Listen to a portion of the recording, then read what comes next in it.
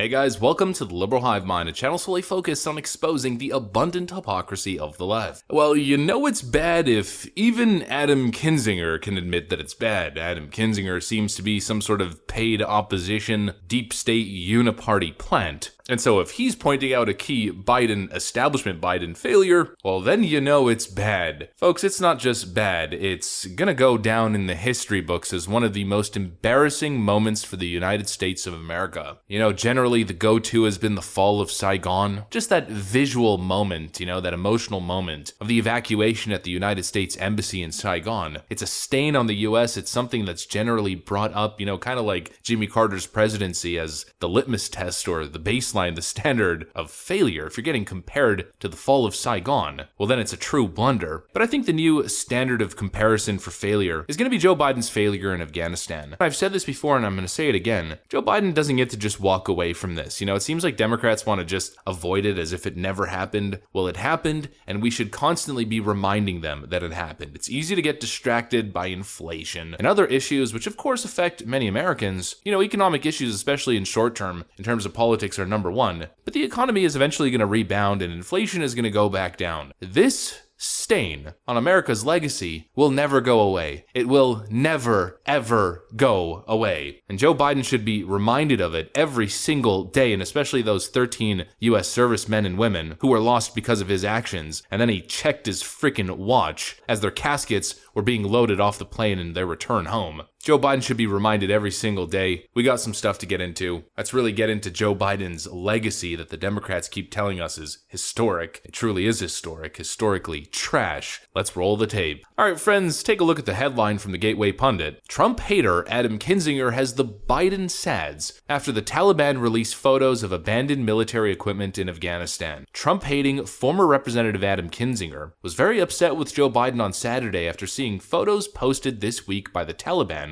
of abandoned military equipment in Afghanistan. The Taliban swept to power in August of 2021 after Joe Biden pulled the plug on US NATO support for the Afghan army, forcing the collapse of the Afghan government and a humiliating Vietnam-style withdrawal by US troops. 13 US service members and over 150 Afghans were killed in a terror attack at the Kabul airport during the hasty retreat. Biden also took the lives of an innocent Afghan family with an ill-planned retaliatory drone strike in the Kabul neighborhood. We covered this, another stain on his foreign policy legacy, where they bombed what was later suspected to be a humanitarian group traveling through the city. Kinzinger, a former Air Force tanker and reconnaissance pilot, posted on Saturday, "This is an embarrassment. The Biden administration will always be marked by this disaster. The Taliban have released new pictures of some military equipment left behind in Afghanistan by the US Army." Take a look at this photo, folks. I mean, this is just wild. A picture really is worth 1,000 words. In my videos, I do very often mention the security risk of Joe Biden's failure in Afghanistan, but saying stuff like, $80 billion in munitions, weapons, just general military equipment being left behind doesn't really drive the message. $80 billion, but it just kind of sounds like newspeak, like a political talking point, like a statistic. This, even though it's not even close to the totality of it, the $80 billion,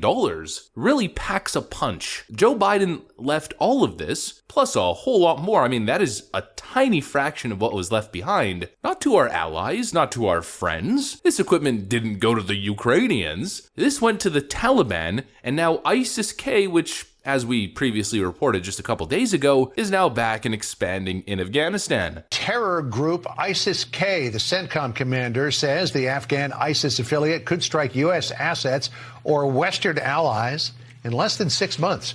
Our senior national correspondent Rich Edson with more on all of this. Now they're back again. Yeah, that's right, John. General Michael Kurilla issued the warning last week as Congress examines terrorist groups in Afghanistan after the Biden administration withdrew U.S. forces from the country in 2021. I mean, just take a look at some of these photos. The sheer magnitude, like I said, it starts to be put into perspective. People are already memeing. Here's a meme that's making the rounds. Ride in with Biden. It's funny, I'm laughing, but at the same time, it's not funny at all. Paul Sperry, a journalist, adds some extra details here. At least 78 aircrafts worth $923 million, 9,524 air-to-ground munitions valued at $6.5 million, 40,000 vehicles, more than 300,000 1,000 weapons and nearly all night vision, surveillance, communications, and biometric equipment were left behind for the Taliban by the Biden administration. 40,000 vehicles, 300,000 weapons, 78 aircrafts, and almost 10,000 air-to-ground munitions. I mean, this stuff is wild. So wild that even Adam Kinzinger can't freaking stomach it. Well, it's what you voted for. You said anything but Trump. And this right here, folks, is friggin' anything but Trump. This is what you get. This is what you get when you elect the worst foreign policy politician. Not just president, but just politician. The guy's got the worst track record on foreign policy out of anyone in Washington. This is what happens when you put this guy in the presidential seat. It's truly just stunning. And it's a real cause for concern moving forward, because everything that you're seeing is in the hands of our enemies. And not just our adversaries, competing economies, whatever it is, people who want to compete with us. Everything you're seeing is in the hands of people who want us dead, literally. The groups that chant death to America. Well, now look at them. How is the United States ever going to gain the upper hand in the Middle East, having armed every single terrorist organization, just as good as the United States military? It's wild. The long-term consequences, I don't think have been truly yet appreciated. One of the biggest foreign policy catastrophes in American history. Yeah, but that's one thing. America's leadership has never been perfect. Mistakes have been made in the past. What makes this worse, what makes this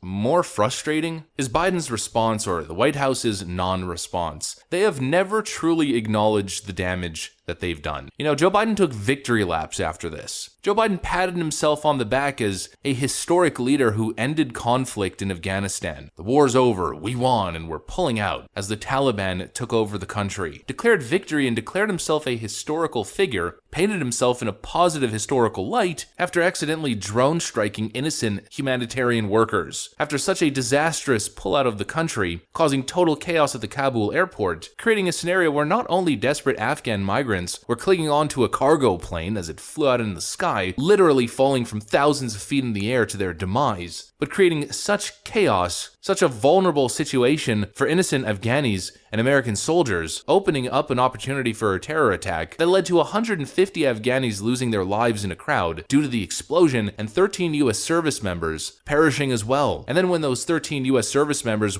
were flown back home, he checked his watch as the caskets were unloaded from the plane. It doesn't get any more disgraceful than that. That's what he did while taking victory laps and pretending that he deserved credit. And I'm supposed to sit here and be lectured by people like Bill Maher and other leftoids that Joe Biden is a great president. Joe Biden deserves praise because of some bipartisan legislation like the infrastructure bill, or some of his other reckless spending bills were passed. Not going to happen. Joe Biden's executive decisions seem to cause nothing but disaster and chaos. His legacy is that of failure, embarrassment, suffering, and pain. Whether it's the southern border, Afghanistan, Ukraine, the weakening of America on the world stage as China and Russia get together and form a coalition, whether it's the economy as the middle class is crumbling and suffering, it's a legacy of failure, historic failure. I'm a real visual guy, and when I see these kinds of pictures, well, it really starts to put it all into perspective now, doesn't it? I hope the GOP takes these photos and uses even more, puts it in campaign ads, because Joe Biden, the Democrats, and the American people should be reminded of this failure each and every single day. At least, that's my opinion. That's what I got for you guys. Hopefully you enjoyed it. If you did, make sure to leave a like and possibly subscribe to the channel. Thanks for watching, and I'll see you on the next one.